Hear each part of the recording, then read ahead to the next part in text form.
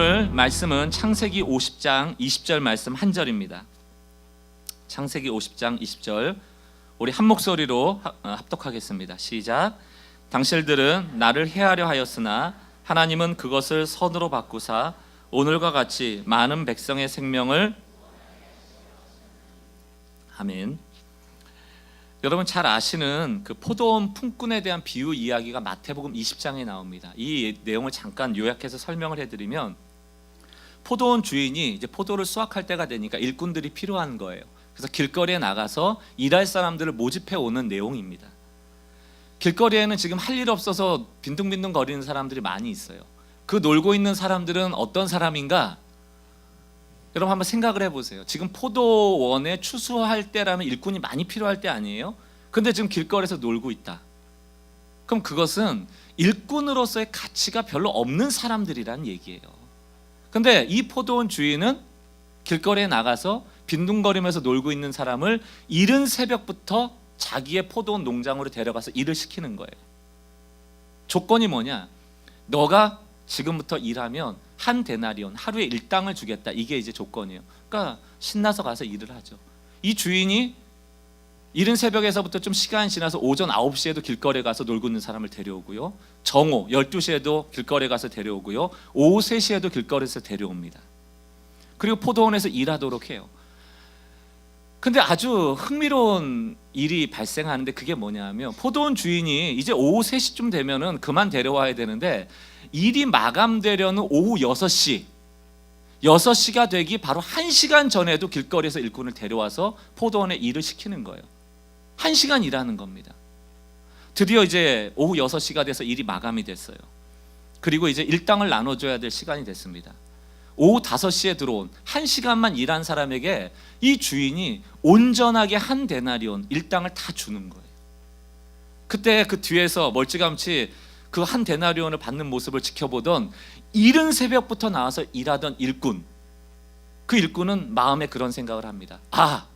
1시간밖에 일하지 않은 사람도 한 데나리온을 다 받았다면 나는 무려 10시간 이상 이른 새벽부터 나와서 오후 6시까지 일을 했으니까 더 많은 돈을 받을 수 있겠구나라고 기대를 해요. 근데 자기 차례가 됐어요. 그런데 주인이 한 데나리온 일당만을 주는 거예요. 아니 이거 불공평하지 않나? 이 이른 새벽부터 일했던 일꾼은 불만을 품기 시작합니다. 그리고 주인에게 얘기하죠. 아니 1시간 일한 사람도 한 데나리온이고 나는 10시간 이상을 열심히 일했는데 한 데나리온이라면 이거 불공평한 거 아닙니까? 여러분 어떠세요? 여러분이 만약에 새벽부터 나와서 포도원에서 일한 일꾼이라고 생각을 해보자고요. 1시간 와서 한 데나리온 받아가는 사람을 보면서 여러분의 마음에 이 불평하는 일꾼과 동일한 기대감이 있겠습니까? 없겠습니까? 아마 있을 거예요. 그런데 우리를 향해서 그리고 또 불평하는 그 포도원 새벽부터 나와서 일한 일꾼을 향해서 예수님 포도원 주인이 이렇게 얘기를 합니다. 마태복음 20장 13절 주인이 그 중에 한 사람에게, 그 중에 한 사람은 불평하는 사람이죠. 대답하여 이르되 친구여 내가 내게 잘못한 것이 없다. 부당하게 대화한 것이 없다. 너하고 나하고 한 데나리온 하루 일당을 약속하지 아니하였느냐? 이른 새벽에 데려올 때 한 데나리온 주기로 했단 말이에요. 약속한 대로 주지 않았느냐? 14절 내 것이나 가지고 가라. 나중 온 이 사람에게 너와 똑같이 한 데나리온을 주는 것이 주인인 내 뜻이다. 이렇게 얘기를 하는 거예요. 지난주에 우리 하나님의 주권에 대한 이야기를 했었죠. 지난주 설교 못 들은 분은 꼭 들으셔야 됩니다. 그 하나님의 주권의 관점에서 이 이야기를 해석하면 이런 얘기예요. 하나님은 공의로우시거든요. 하나님이 공의롭다라는 것은 공의로운 기준을 가지고 상을 주시기도 하고 벌을 주시기도 한다는 얘기예요. 공의로운 하나님. 그러면 공의로운 하나님께서 이른 새벽에 온 사람에게 한 데나리온 주기로 약속한 그 약속을 지킨 거예요. 그럼 공의로운 하나님이죠. 부당하지 않아요. 불공평하지 않아요. 또 하나님은 은혜와 긍휼이 풍성하신 분이에요.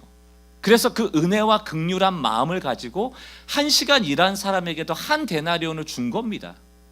이것 역시 부당하지 않아요. 불공평하지 않습니다. 누구도 부당한 대우를 받지 않았어요. 한 사람은 약속한 대로 한 데나리온을 받았고 또 한 사람은 긍휼함을 받은 겁니다. 돈을 주기로 했는데 못 받은 사람이 있어요? 한 데나리온을 약속했는데 반 데나리온 받은 사람이 있습니까? 하나님께 누구도 불평할 수 없죠. 하나님은 부당한 분이 아니십니다.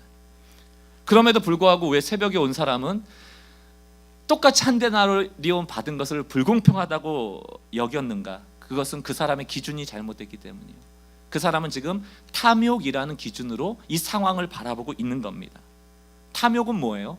자기가 받기로 한 일당 이상의 돈을 받고 싶어하는 욕심이거든요. 1시간 일한 사람이 한 데나리온을 받는 것을 보면서 기준이 바뀐 거예요. 원래는 그 주인과 한 데나리온 받기로 했음에도 불구하고 그 모습을 보면서 기준을 바꾸는 거예요. 이게 탐욕입니다. 나는 더 받을 수 있겠구나.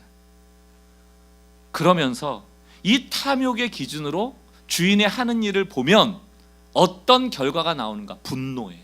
화가 나는 거예요. 여러분, 우리가 하나님에 대해서 왜 분노하는가?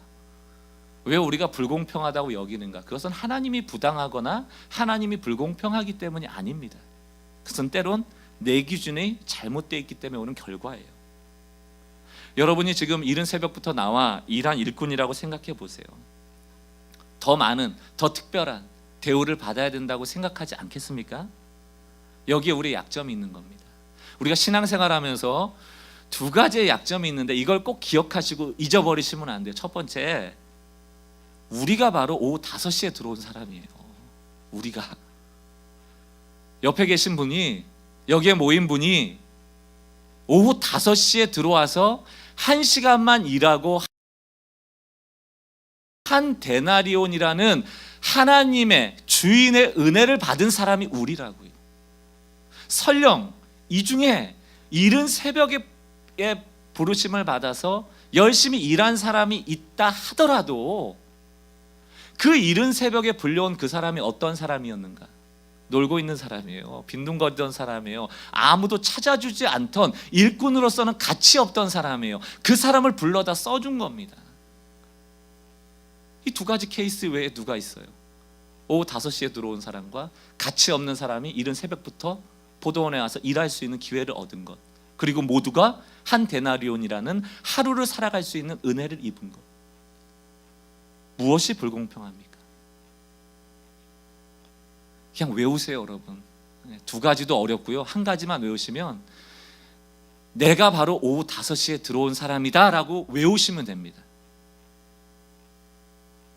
따라 한번 해보겠습니다. 나는 오후 5시에 들어와 은혜로 일당을 받은 일꾼이다. 나예요, 그게. 누구한테 뭐라 할 게 아닙니다. 그냥 우리는 은혜에 감사하면 되는 거예요. 불평할 게 없습니다. 이걸 정리해보면요, 하나님의 주권을 복습하는 차원에서 정리해보면, 이른 새벽에 온 사람은 공의의 하나님께서 그 기준대로 하루 일당을 준 거예요. 또 오후 5시에 들어와서 1시간만 일한 사람에게는 하나님의 긍휼과 자비하심으로 한 데나리온을 준 겁니다. 그러면 우리는 이런 질문을 할 수 있어요. 이런 의문을 가질 수 있습니다. 그러면 새벽에 온 사람에게 열심히 일했으니까 조금 더 주면 안 돼요? 라고 요청할 수 있겠죠. 당연히. 또 포도원 안에 들어와서 일하는 사람 말고 지금 밖에서 빈둥거리면서 놀고 있는 사람도 있잖아요. 그 사람들에게도 긍휼과 자비를 가지고 그냥 한 데나리온씩 주면 안 됩니까? 라고 우린 착하니까, 착한 마음으로 하나님께, 주인에게 요청할 수 있어요, 없어요? 있죠. 그건 선한 의도니까 할 수 있습니다. 그러나 잘 들으세요. 공의의 하나님은 그들에게 한 데나리온을 줘야 될 의무는 없어요. 의무는 없다고요. 그래서 그 결론이 뭡니까? 로마서 9장 20절 21절. 이 사람아, 내가 누구기에 감히 하나님께 반문하느냐? 지음을 받은 물건이 지은 자에게 어찌 나를 이같이 만들었느냐 말하겠느냐. 21절. 토기장이가 진흙 한 덩어리로 하나는 귀 있을 그릇을, 하나는 천 있을 그릇을 만들 권한이 없느냐. 우리가 착한 마음으로 요청할 수는 있지만 공의의 하나님이 모두에게 구원을 베푸실 의무는 없다라는 거예요. 자, 그렇게 놓고 봐도 누구도 손해보는 사람은 없어요. 구원받은 사람은 하나님의 은혜로 구원받았고, 하나님을 모르고 죄 가운데 있는 사람들은 그 죄의 대가로서 공의로운 하나님께 심판받는 거예요. 누가 부당하게 대우를 받습니까? 없죠. 이게 하나님의 주권이에요. 사랑하는 성도 여러분, 구원은 전적인 하나님의 절대 주권, 그리고 그분이 우리에게 베푸시는 은혜로 이루어지는 하나님의 사역입니다. 인간에게는 공로가 없어요. 우리가 그분의 주권 아래서 예정되고 선택되었을 뿐, 그분이 우리를 특별 대우해서 선택한 건 아니라는 겁니다. 세상에 믿지 않는 사람과 지금 우리가 하나님을 예배하고 있는 하나님의 백성의 차이가 사실은 없다라는 거예요. 우리가 잘나서 구원받은 게 아니에요. 우리가 은혜로 구원받은 거예요. 거기에 감사해야 되는 것이죠. 그러므로 우리가 하나님께 보여야 될 반응은 무엇인가? 태도는 무엇인가? 감사해요. 찬양이에요. 아무 공로가 없는데 우리를 구원하시고 택하심에 대한 하나님께 영광이에요. 이것이 우리가 하나님 앞에 해야 될 마땅한 태도인 것입니다. 이렇게 해서 우리가 이제 하나님의 주권을 지난주 이번 주까지 복습을 함으로 좀 일단락을 짓는 겁니다. 하나님이 주권을 가지고 우리의 구원을 해나가시는구나, 이걸 알았다면 이제 오늘은 다른 주제인데요, 또 이것도 약속을 하셔야 돼요. 귀에 못이 박히도록 이 설교를 또 들으셔야 됩니다. 저는 한 주 내내 혹은 몇 달 동안 이 설교를 준비하면서 이걸 읽고 반복하면서 저한테는 체화가 돼 있어요. 그래서 이 설교를 하면서도 이 설교를 제가 지금 쉽게 하고 있는 건지, 여러분들이 지금 이해할 만큼 하고 있는 건지 사실 잘 몰라요. 그러나 어려운 내용이면 분명합니다. 왜냐하면 저도 끊임없이 공부를 하면서 이거를 이해하고 스스로 설득하려고 하기 때문이에요. 그렇다면 이제 여러분들은 오늘 처음 듣는 설교이기도 하고 오랫동안 들어왔지만 정리가 안 된 내용이라면 여러분 공부하셔야 돼요. 그래서 노력하셔야 됩니다. 그래서 이제 이 오늘 나누는 주제에 대해서도 여러분의 것으로 만드는 은혜가 있기를 바랍니다.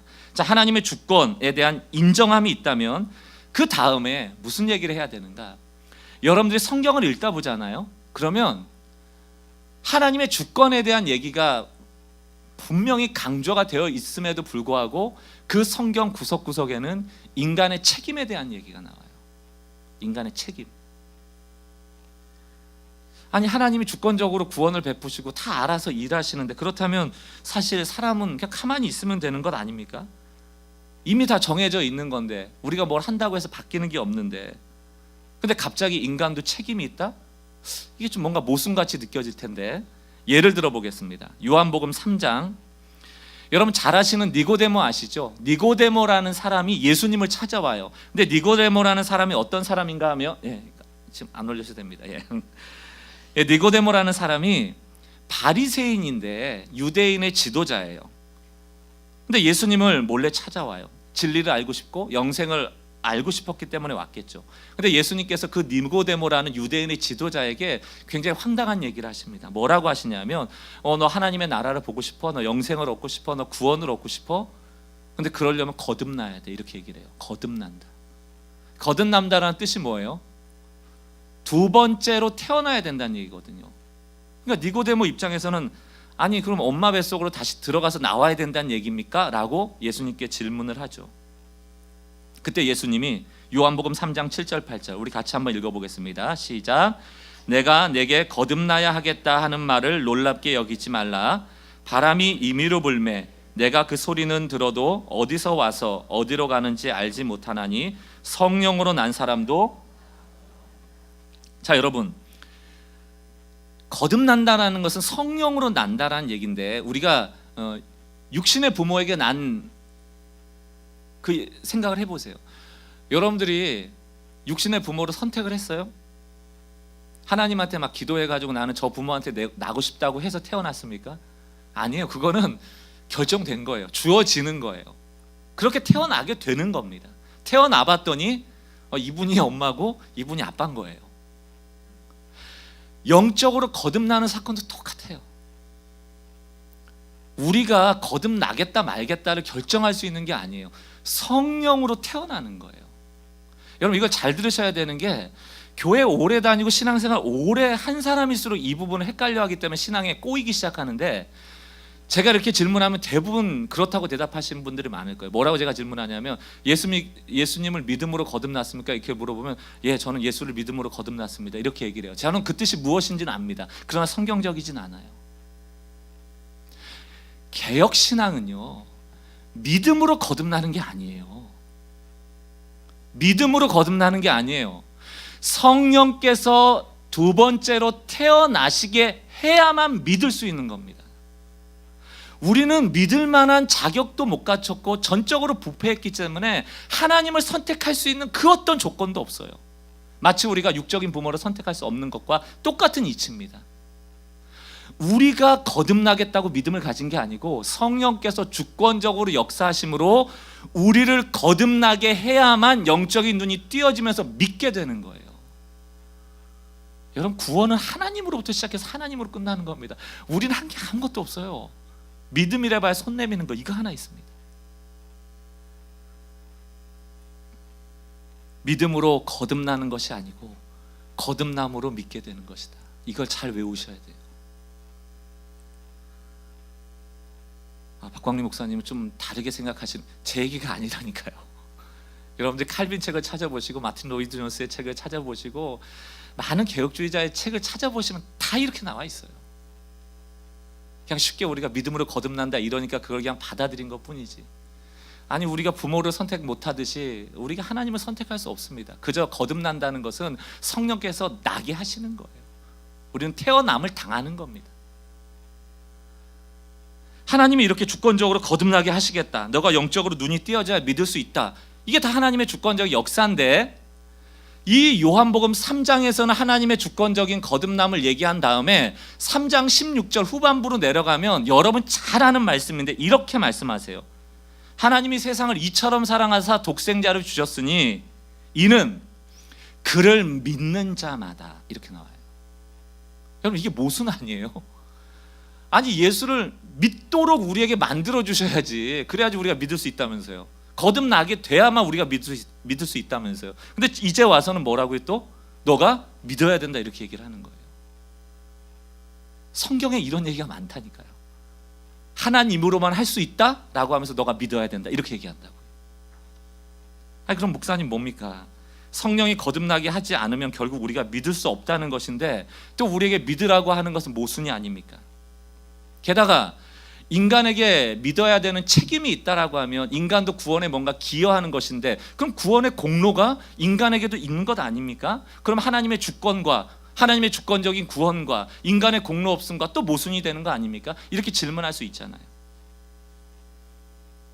그러나 여러분, 성경은 분명히 하나님의 주권과 인간의 책임을 다 말하고 있어요. 그러면서도 인간의 공로는 없다는 거예요. 하나님 주권적으로 구원하신다는 거예요. 그럼 이걸 어떻게 설명해야 돼요? 어떤 사람은 하나님의 주권만을 너무 강조해요. 그럼 뭐가 되는 줄 아세요? 그게 운명론이 되는 거예요. 인샬라, 뭐 하나님의 뜻인데 뭐 다 내가 이래봐야 또 하나님이 그렇게 하실 거고 이래봐야 하나님이 이렇게 하실 거고, 우리 뭐 아무것도 할 게 없네. 기독교는 여러분 운명론이 아니에요. 숙명론이 아니에요. 하나님을 믿는 믿음의 사람들은 미래는 항상 열려 있습니다. 그러니까 하나님의 주권만을 강조하다 보면 운명론이 돼요. 또 반대로 어떤 사람은 인간의 책임을 너무 강조해요. 이런 사람들은 하나님의 주권을 훼손할 가능성이 커요. 예를 들면 여러분 막 믿음으로 너무 기도하셔서 하나님의 보좌를 움직인다, 이거 여러분 오해하시고 착각하시면 안 돼요. 여러분들 기도 열심히 한다고 하나님 막 뜻을 마음대로 바꾸시는 분이 아니세요. 하나님은 하나님의 뜻과 하나님의 기준대로 일하시는 분이에요. 인간의 책임을 강조하다 보면 우리의 믿음을 명분으로 해서 하나님의 주권을 훼손할 수 있습니다. 그런데 하나님은 성경에서 하나님의 주권과 인간의 책임 두 가지를 말씀하시면서 하나님의 주권도 훼손해서는 안 되고 인간의 책임도 훼손해서는 안 된다는 거예요. 어쩌라는 거냐? 저도 늘 이게 마음의 부담이에요. 그래서 교회에서 사실 이런 것들을 다루기를 좀 꺼려하는 것도 사실입니다. 왜냐하면 이게 밑 빠진 독에 물 붓는 얘기 같은 것이거든요. 미국의 그레이스 커뮤니티 처치에 보면 그 존 메가더라는 목사님이 계세요. 훌륭한 목사님이십니다. 근데 이분이 이제 요한복음 이 3장을 강의하면서 이 하나님의 주권과 인간의 책임이 동시에 나오는 것을 설교하면서 이런 내용의 이야기를 했습니다. 제가 한번 읽어드릴게요. 성도들한테 하는 얘기예요. 하나님의 주권과 인간의 책임이 동시에 성경에 나오는 것을 불편하게 생각하지 마라, 이렇게 성도들한테 답을 주는 게 아니고, 성경에 나와 있고 우리는 이해하기가 어렵고, 그러니까 그 얘기가 나올 때마다 마음 불편하게 생각하지 말라는 거예요. 여러분들이 이해하려고 너무 애쓰지 말라는 거예요. 하나님의 주권을 완전한 구원을 이루시고 또 인간의 공로는 조금도 없음을 분명하게 말하고 있으면서 동시에 성경은 인간의 책임을 말하고 있다는 것을 그냥 이해할 수 없는 영역으로 남겨두라는 거예요. 이 두 가지를 완벽하게 조화하는 일은 우리에게 불가능하다. 그러니까 여러분 오늘 설교를 들으면서 불편하실 필요가 조금도 없습니다. 하나님의 주권과 인간의 책임이 다 있는 거예요. 자, 이제 제가 인간의 책임에 관련된 이야기를 좀 설명을 드리고 오늘 설교의 제목처럼 하나님의 작정이라는 개념을 가지고 이것을 이제 해석해 드릴 겁니다. 자, 첫 번째 인간의 책임에 대한 첫 번째 이해가 뭐냐면 유대인들이 구원을 왜 못 받는가에 대한 얘기예요. 사도 바울이 지난주 로마서 9장에서 하나님 앞에 불평했던 게 뭐냐면 아니 이방인들은 오히려 구원을 엄청 많이 받고 유대인들은 하나님의 선민인데 아브라함 때로부터 하나님이 선택한 백성인데 정작 예수님이 이 땅에 오신 다음에는 구원을 못 받는 거예요. 아니 이게 도대체 어떻게 된 일입니까? 거기에 대해서 하나님 앞에 좀 불평 섞인 말을 하지 않습니까? 근데 왜 유대인이 구원을 못 받는가? 로마서 9장 30절 32절이에요. 그런즉 우리가 무슨 말을 하리요? 유대인이 선택받지 못한 거에 대해서 무슨 말을 하리요?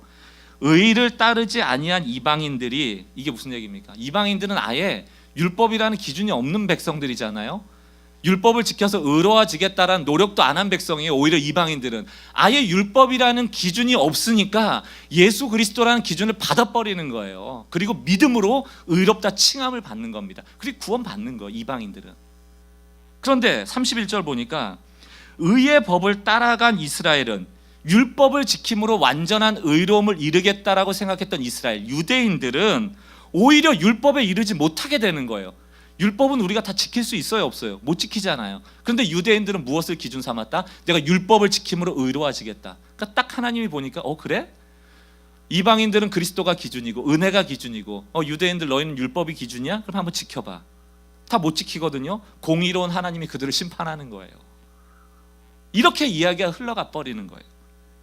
32절 어찌 그러하냐? 이는 그들이 유대인들이 믿음의 법을 의지하지 않고 행위의 법을 의지함이라 이것이 너에게 부딪힐 돌이 되어서 부딪혔느니라 이렇게 되는 거예요. 그게 부딪힐 돌이 돼버린 거예요. 그럼 여러분 유대인이 왜 구원을 못 받았을까요?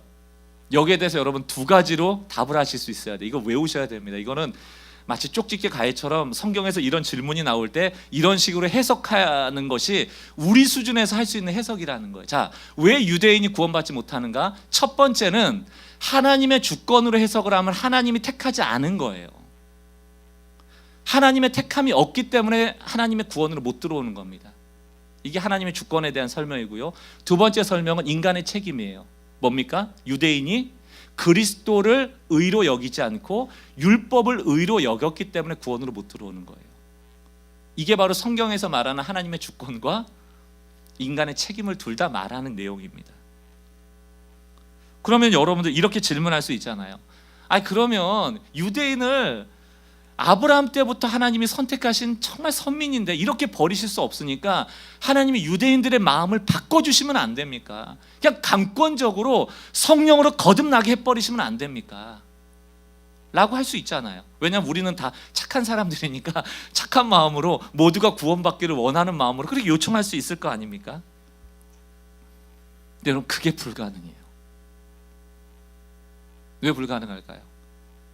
이것도 외우셔야 돼요. 하나님은 결코 사람의 완전한 자유를 침해하지 않습니다. 만약에 하나님이 유대인의 마음에 들어가서 가지고 있는 율법의 의를 믿음의 의로 강제적으로 조정해서 바꿨다. 그러면 그 사람의 믿음이 자신의 믿음이 될까요? 그 사람의 구원이 될까요? 아니요, 그건 하나님께서 바꿔버리신 거거든요. 인간의 자유를 침해한 거거든요. 하나님이 어디까지 우리에게 완전한 자유를 주셨어요? 죄를 선택할 수 있을 때까지 자유를 주셨다고. 그러므로 하나님은 유대인의 마음을 강제적으로 바꾸지 않습니다. 그래서 여러분 어떻게 설명을 하셔야 되냐면 우리는 이방인이라고 생각을 하셔야 돼요. 왜냐하면 우리는 이미 구원을 받았잖아요.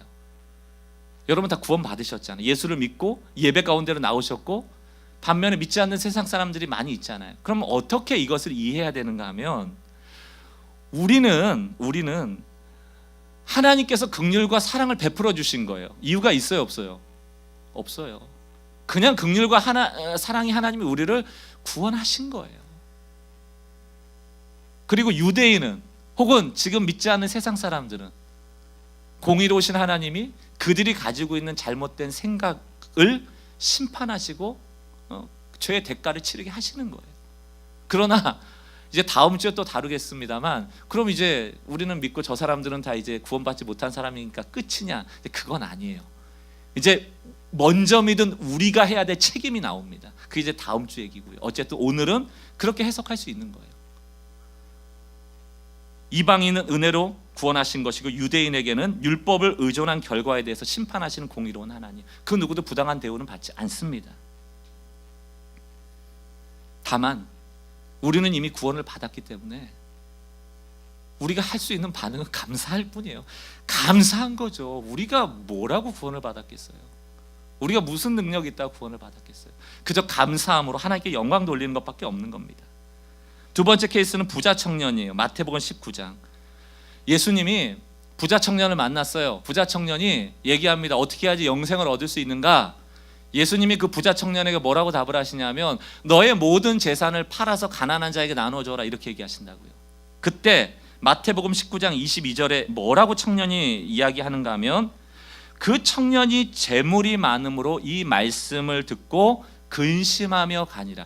여러분, 이 말씀이 굉장히 뭐랄까 간단한 얘기 같지만 인간의 생명을 놓고 지금 하는 얘기예요. 무슨 얘기냐면 영생에 대한 얘기입니다. 이게 죽고 사는 문제거든요. 야, 너가 모든 재물을 팔아서 가난한 자한테 나눠주면 너 영생 얻을 수 있어, 라고 얘기를 하셨단 말이에요. 근데 부자 청년이 뭐라고 답을 해요? 난 그건 못하겠는데요. 재물이 많음으로 이 말씀을 듣고 근심하며 떠나가니라. 이거 지금 재물하고 뭘 바꾼 거예요? 영생을 바꾼 거예요. 그럼 여러분, 이 부자 청년 왜 영생하지 못했을까? 왜 구원받지 못했습니까? 두 가지로 대답할 수 있는 거. 첫 번째, 하나님의 주권적인 측면으로 보면 하나님이 택하지 않은 것이고, 두 번째는 부자 청년의 책임이 있는 거예요. 그 물질에 대한 욕심, 그것이 구원을 막은 것이죠. 이게 성경이 말하는 하나님의 주권과 인간의 책임이에요. 그럼 하나님이 막 그 부자 청년의 마음에 들어가 가지고 돈을 사랑하지 않도록 마음을 막 휘집어 놓을 수 있잖아요. 그러면 부자 청년이 다 가난한 사람에게 나눠주고 구원 받았을 거 아닙니까? 왜 하나님 그렇게 안 하시죠?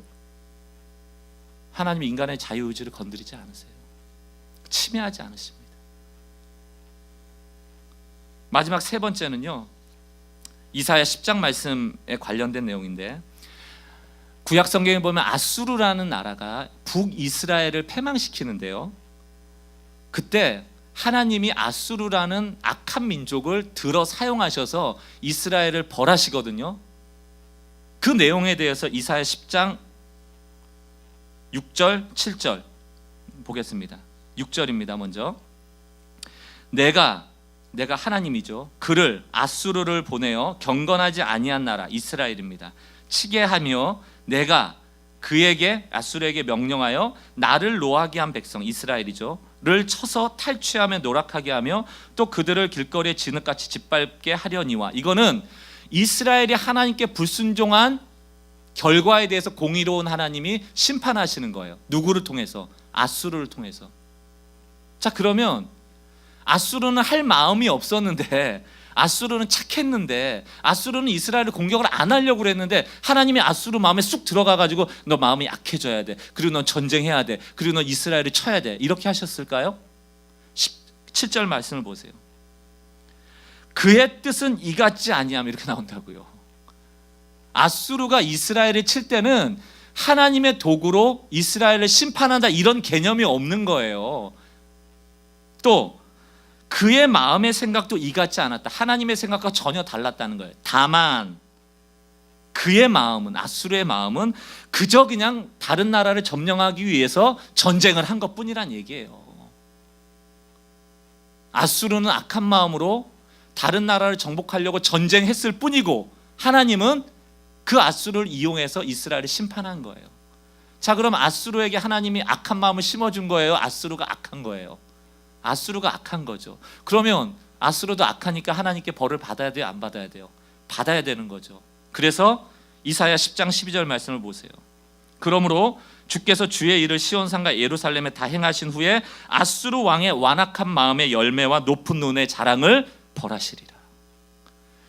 여러분, 만약에 하나님이 아수르에게 악한 마음을 심어줬다 하면 벌하면 돼요, 안 돼요? 안 되죠. 하나님이 악한 마음을 심어줬는데. 그런데 왜 하나님은 아수르를 벌할 수 있습니까?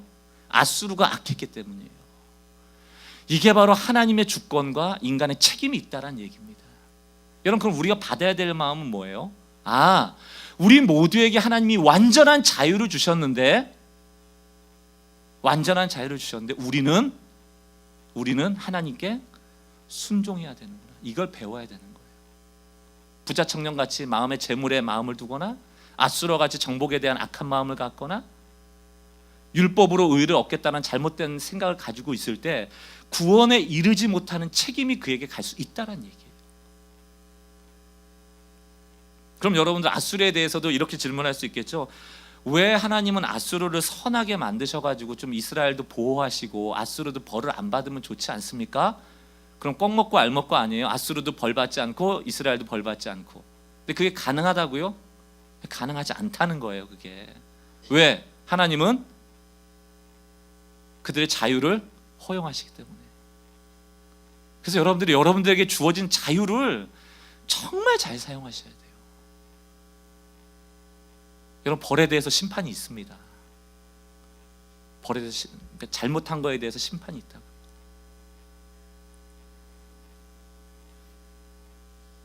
하나님은 인간의 마음을 억지로 조정하지도 않고 사람의 자유를 침해하지도 않으면서 공의로우신 하나님으로서 아수르와 이스라엘을 심판하실 수 있었죠.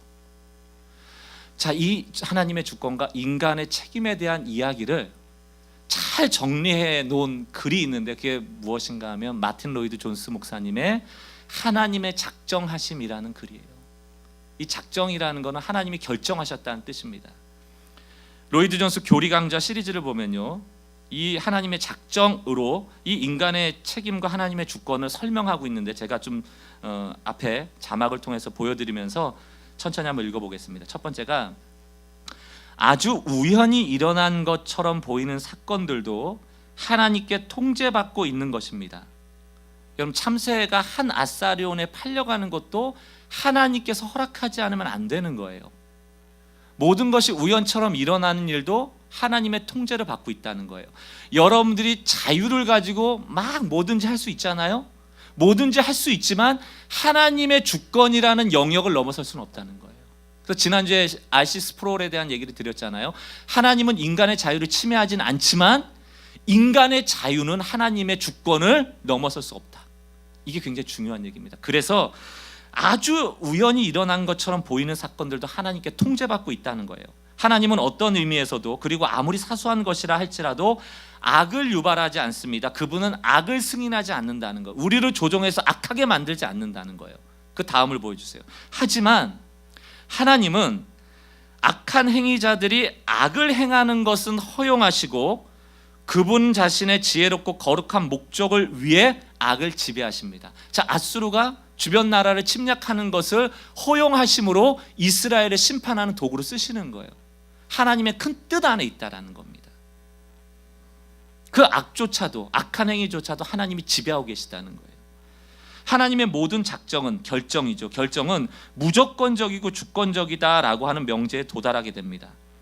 그 다음, 하나님의 작정은 어떤 의미에서도 인간의 행동에 의해 좌우되지 않습니다. 그러니까 여러분들이 아수르가 만약에 선한 민족에 대해서 침략을 안 한다라고 하면 하나님은 또 다른 민족을 통해서라도 이스라엘을 심판한다는 거예요. 그러니까 사람이 어찌하던 간에 상관없이 하나님이 작정하신 일은 반드시 주권적으로 무조건 틀림없이 일어난다는 얘기입니다. 그런데 우리가 이게 이제 아까 전에도 말씀드렸지만 좀 믿음이 있다 하는 분들이 기도로 자꾸 하나님을 움직인다, 하나님의 보좌로 움직인다, 하나님의 뜻에서 벗어나는 일 절대 하나님은 움직이지 않으세요. 여러분의 탐욕으로 구하는 일 절대 움직이지 않으십니다. 하나님은 그런 분이 아니세요. 하나님은 일관성이 있으시다고, 말씀대로 진리대로 움직이시는 분이세요. 계속 있습니다. 하나님이 결정하시고 뜻하시는 바는 틀림없이 일어나야만 합니다. 하나님의 작정은 그분 자신의 최고로 지혜롭고 자비하시고 거룩한 본성과 모든 면에서 완벽하게 일치합니다. 그 다음 다시 말해 하나님 안에는 모순이 없습니다. 즉 하나님은 우리에게 완전한 자유를 주셨지만 그럼에도 불구하고 자신의 궁극적 목적이 이루어지도록 하기 위해 그 모든 것을 지배하십니다. 이게 하나님의 주권이죠. 또 모든 것이 결정되고 정해져 있다면 왜 그분은 우리를 벌하시는가? 아까 전에 아수르에게 말해요. 아수르에게 악한 마음을 심어주고 아수르를 벌한다? 이런 일은 있을 수 없잖아요. 그런데 우리가 이해할 수 없는 영역이기 때문에 이런 질문을 하는 것은 아무 의미가 없습니다. 당신이 영광 가운데 들어가기까지 궁극적인 이해를 보류해 두어야 합니다. 저는 신앙의 대가들이 이래서 좋아요. 진짜 신앙의 대가들은요, 자기 걸 주장하고 답이라고 얘기를 안 해요. 하나님을 다 안다고 얘기를 하질 않아요. 마틴 로이드 존스의 이 교리 첫 서언을 봐도요, 얼마나 정직한지 자기의 초기 때의 설교와 자기의 중간의 설교가 달라졌다는 걸 얘기를 합니다. 왜? 하나님은 너무 크시기 때문에 그때는 이렇게 보였는데 지금에 와서 보니까 이렇다는 것을 속이지 않고 얘기를 해요.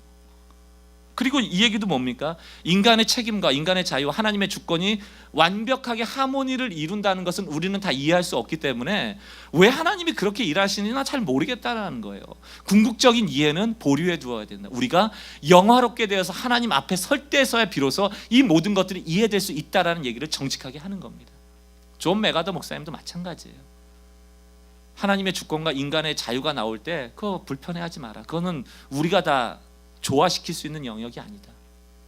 우리도 마찬가지입니다.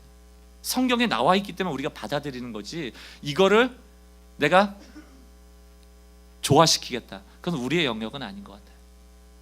마지막, 지금 이곳 우리의 시간 속에서 우리가 해야 될 일이 있다면 그건 뭔가 하면 하나님은 언제나 스스로에게 일관성이 있으심을 믿고 하나님이 그의 영원하신 작정과 창세전에 결정하신 예정이죠, 일에 대해 명백하게 말씀하신 성경에 있는 그대로를 받아들이는 거예요. 그래서 믿음은 뭐라고 그랬어요? 손 내미는 거예요. 받는 거예요. 우리가 만들어내는 것도 아니고요, 우리의 의지나 우리의 노력이 아니에요. 그저 말씀대로 우리가 이해할 수 있는 만큼 받아들이는 겁니다. 바라기는 우리의 이해의 영역이 커지면 좋겠죠. 보세요, 여러분 요셉 얘기 잘 아시죠? 요셉이 어떤 사람입니까? 야곱이라는 아버지의 사랑을 가장 많이 독차지했던 사람이에요. 그랬더니만 그 형들이 이 요셉을 시기 질투해서 죽이려고 하잖아요. 그러다가 죽이지는 못하고 어떻게 합니까? 애굽에 노예로 팔아버리거든요. 아주 어린 나이였습니다. 그래서 어린 요셉이 형들의 시기 질투로 애굽에 팔려가서 죄수가 되기도 하고요, 노예로 살아가는 거예요. 그런데 하나님께서 그 요셉의 인생에 형통함을 주셔서 그가 애굽이라는 대국의 국무총리가 되지 않습니까? 그리고 흉년의 때 곡식을 잘 모아서 풍년의 때 곡식을 잘 모아서 흉년의 때 애굽이 망하지 않도록 잘 푸는 그런 치리를 잘했던 총리였거든요. 요셉이 총리가 됐을 때 그를 죽이려고 했던 형들과 그 아버지 야곱의 땅은 황폐해서 기근이 들었어요. 지금 죽게 생긴 거예요. 그래서 이 사람들이 어쩔 수 없이 먹을 것이 있는 애굽으로 왔다가 요셉을 죽이려 했던 형과 요셉이 마주하게 되는 겁니다. 그때 요셉이 그 형들을 보고 뭐라고 말하는가? 창세기 45장 5절. 당신들이 나를 이곳에 팔았다고 해서 근심하지 마소서, 한탄하지 마소서. 누가 주어예요? 하나님이 생명을 구원하시려고 나를 당신들보다 먼저 앞서 보내셨나이다. 여러분, 형들이 애굽에 요셉을 팔아먹을 때 자기들이 흉년의 때 애굽에 와서 생명을 구원할 수 있을 걸 예측하고 판 거예요? 아니요, 미워서 판 거예요. 시기 질투 때문에 판 거예요. 죽이려다가 차마 죽이지 못하고 판 거예요. 악한 마음으로 판 거예요. 근데 시간이 지났는데 하나님의 빅픽처, 작정하심이 보이기 시작하는 거예요. 뭐예요? 하나님이 나를 먼저 보내신 거라는 거예요. 왜? 야곱의 가문을 살리기 위해서, 생명을 구원하시려고. 여러분, 요셉이 애굽 땅에 노예를 못 왔으면요, 기근 들어가지고 야곱의 가문이 죽었을 수도 있죠. 야곱의 12지파가 이스라엘의 12지파가 못했을 수도 있겠죠. 거기서 다윗이 못 나왔을 수도 있겠죠. 다윗이 못 나오면 그리스도도 없는 겁니다. 예를 들자면 그렇다는 거예요. 하나님께서 일하시겠지만 근데 하나님은 요셉을 먼저 보내신 거예요. 또 창세기 50장 20절에 이렇게 또 말합니다. 요셉의 이야기예요. 당신들은 나를 해하려 하였으나 나쁜 마음 먹은 거예요. 악한 거예요. 자신의 의지를 가지고 자유함을 가지고 동생을 죽이려고 한 거예요. 그러나 하나님은 그것을 선으로 바꾸사 오늘과 같이 많은 백성의 생명을 구원하게 하셨습니다. 여러분, 여기서 굉장히 중요한 얘기가 있어요. 우리는 요셉이 어린 나이에 노예로 팔려가는 모습을 볼 때 막 안타까워요. 그죠? 우리 착하니까 다 착하잖아요. 그러니까 한번 상상을 해보세요. 요셉이 지금 애굽으로 10몇 살 된 아이가 팔려가고 있단 말이에요. 그럼 우리의 기도는 뭐예요? 하나님, 왜 그러세요? 저 형들의 마음을 착하게 만들어 주셔서 못 팔게 해주세요. 살게 해주세요. 노예로 안 가게 해주세요. 우리의 기도는 늘 그거 아닙니까? 지금 당장 눈에 보이는 것이 우리의 생각을 지배하거든요. 그런데 여러분, 요셉이 애굽 안 갔으면 어쩔 뻔했어요. 하나님은 사람의 자유함을 바꾸지 않아도 그 상황 자체를 선하게 바꾸시는 분이라는 거예요. 이게 하나님의 작정이에요. 이게 하나님의 주권입니다. 이게 하나님의 큰 그림이에요.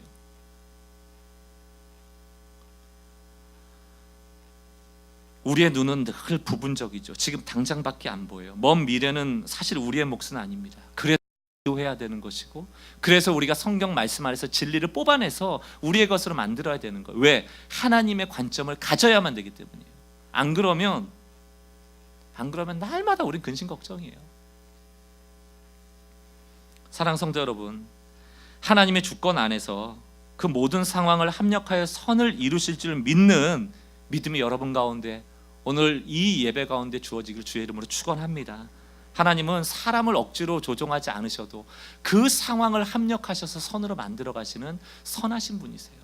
오늘 사실은 더 적용해야 될 이야기가 많지만 한 가지만, 여러분, 이 하나님의 작정 가운데서 여러분들에게 적용되는 말씀 한 가지만 드릴게요. 여러분 꼭 기억하고 가십시오. 하나님의 작정을 믿는다면 여러분, 지금 당장의 상황 때문에 낙심하지 마세요.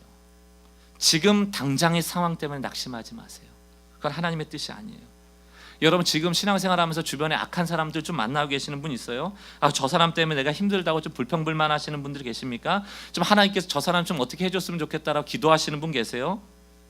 하나님이 다루실 거예요. 하나님이 살아계시기 때문에 때로는 은혜와 긍휼로 용서하시기도 하고, 때로는 그가 한 행동에 책임을 지라고 심판하시기도 할 겁니다. 하나님이 다루실 거예요. 그러나 우리가 믿어야 될 게 뭐냐면, 하나님은 사람의 마음에 들어가서 마음대로 조종하는 분은 아니시라는 거예요. 합력하여 선을 이루시고 하나님께서 이루시고자 하는 작정하심, 그 선하심은 반드시 이루실 거라는 거예요. 근데 우리가 늘 부분적이기 때문에, 지금 당장밖에 안 보이기 때문에, 지금 당장에 노예 팔려가는 것이 꼭 죽는 일 같기 때문에 실망하고 낙심할 때가 많다는 거예요. 여러분 보세요. 제가 여기 1년 8개월 동안 담임 목사하고 있는데, 손들어 보려면 저를 참아주신 분 한 번이라도 있으면 손들어 보세요. 그럼 다 드실 거예요. 제가 완벽합니까? 저를 인내하고 참아주시기 때문에 그래도 소리 없이 교회가 성장하고 있는 거예요. 여러분들 하실 얘기 다 하고, 여러분 못마땅한 얘기 다 하면 아마 하루에도 수십 통씩 메일을 받아야 될 겁니다. 근데 여러분 그러지 마세요. 저도 잘 모르고 그러는 거예요. 여러분 일부러 그러는 게 아니에요. 요셉의 형들이 알고 애굽에 판 게 아니에요. 자기들이 지금 무슨 짓을 하는지 몰라요. 그러나 결과적으로 봤더니 하나님이 이 상황을 선으로 바꾸시고 생명을 살리더라는 겁니다. 여러분 지금의 저를 많이 인내해 주시면 나중에 좋은 일이 있을 겁니다.